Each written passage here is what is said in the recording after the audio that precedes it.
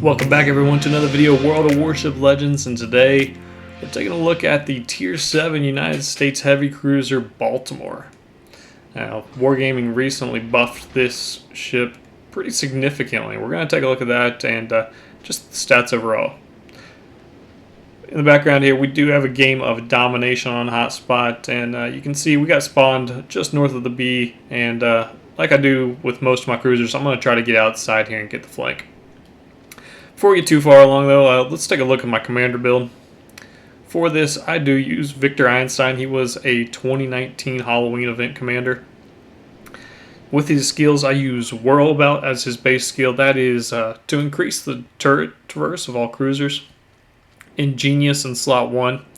That will also buff the turret traverse as well as reduce incoming splash damage and provide a warning indicator of the number of enemy ships that are aiming at me. Slot 2, I go with Intuitive, which increases the duration of the sonar and radar, as well as show me the direction of the nearest enemy ship, so basically twist and track for a cruiser. Slot 3, I go with Punch Through to increase the AP shell damage and the AP shell penetration multiplier.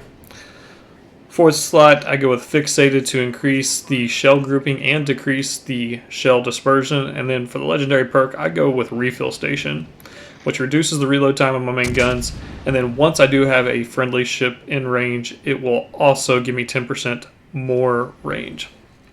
You can see here we came off to the east side of the map, came around the island, and immediately there's an Achikov here, and we're going to get to see what the AP on this ship can do. Right there, 4 pins, 1 overpin, and then a Citadel hit. And I'm just trying to make sure that I stay decently well angled to him, but he's just shooting HE. And then right here as he's turning, I want to make sure I hold my shells until he gets far enough broadside. That way I don't have the chance of bouncing any. Fortunately, being a little patient there pays off. Get a huge salvo on him. Disable his engine, and now it's just finishing him off at this point. 2 more Citadels with the front 2 turrets. And we're going to get off to a hot start here thanks to the Achikov and able to finish him off. Going back to my commander setup, my inspirations for Einstein are Norman, Scott, and Kuznetsov. Kuznetsov giving me the extra range, and Scott giving me just a little bit more accuracy on the main battery. I should say, if you don't have Einstein, or if you were unable to grab him during the event, I highly recommend using Scott in his place. Scott will... You'll lose Twist and Track and Ingenious, but you can still get all the other perks, plus you'll be able to get Fully Packed, which will give you 1 more consumable of everything, which absolutely handy to have. Right here you can see the radar trying to chase down this gearing. Having that the 3rd radar charge with that build would certainly be useful in certain scenarios. Now let's talk a little bit about the buffs that Wargaming made to the ship. The main battery turret traverse speed was increased from 6 degrees to 7 degrees per second. That's almost a 16.5% jump. That's a huge buff. The main battery accuracy improved by about 6%. The HE shell maximum damage increased from 2,800 to 3,000. That's a 7.1% jump in damage per shell. And then the AP shell maximum damage was increased from 5,000 to 5,300 per shell. And that's a 6% increase. The last buff was they increased the shell velocity from 762 meters per second to 782 meters per second. Basically, that means there might be times now when I'm shooting at a cruiser broadside that I might overpin, since the shell's going to be moving through the Citadel a little faster. But overall, I think it is a great buff. I mean, this ship was extremely strong already. One of the big strengths that it had was the armor scheme. The bow armor on the Baltimore is 27 millimeters. And what that means is basically this ship is going to be able to bounce any shells, if the armor is properly angled, that are 387 millimeters and lower. Practically in the game, that means the only ships that can overmatch the Baltimore's armor when it's angled are American, Japanese, and Russian. So less than half of the battleships at the tier is what you have to worry about overmatching, which seems pretty incredible. Like the Bismarck here, if I'm well angled, he cannot penetrate my bow armor.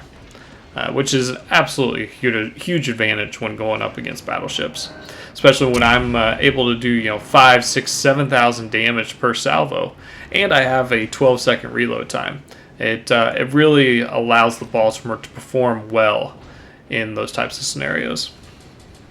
Early on in the battle, when I was going up against Achikov, you did see me get hit pretty hard on the broadside. I do believe that was from the Grosser Kurfürst, and it was able to overmatch my armor, and that's probably why I got a couple Citadel hits there, but overall not too bad. Here we see the Alaska begin pushing around. He has 380 millimeter guns, so he cannot overmatch my armor, so I'm just going to keep the bow in, keep 2 guns pointed at him. And then right here, I'm aiming slightly above where the deck is, because I do think he was pretty well angled that last shot.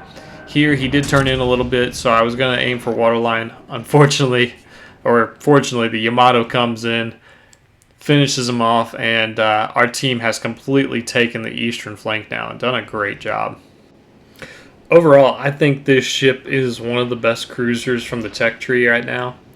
Its armor is able to handle things very well. It can destroy cruisers. It can, with this build especially, hunt down destroyers since I have twist and track and radar. And then it also just has the ability to punish battleships. If you're shooting the superstructure on angled battleships, you're going to be ranking in 5,000, 6,000 damage salvos every time. But then if you're in a close quarters battle, you can Citadel some battleships, and that just seems incredibly strong.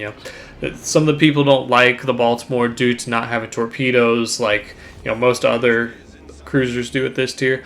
But what it lacks in torpedoes, it absolutely makes up for in the ability just to hit hard with these guns.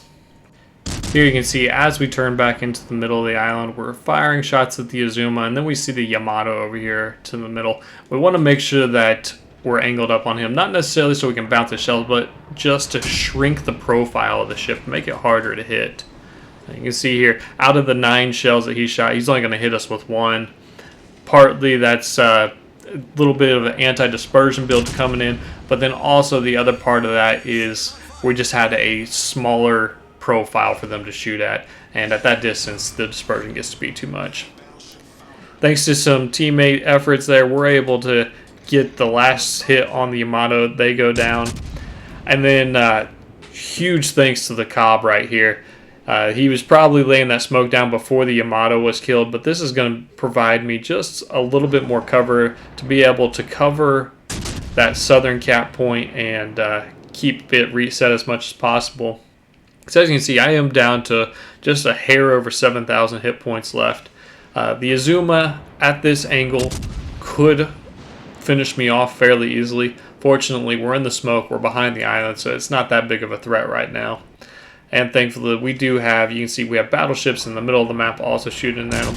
And we just have a great run so far. This was a great team effort. You can see our team pushed into the caps, which is important.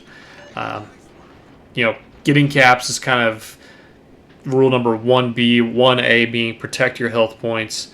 Don't get dev struck and stay in the game. You don't want to just back up and stay alive. You want to be relevant in the game. That means close enough to do damage, but not so close where you're just going to be deleted off the map in 30 seconds.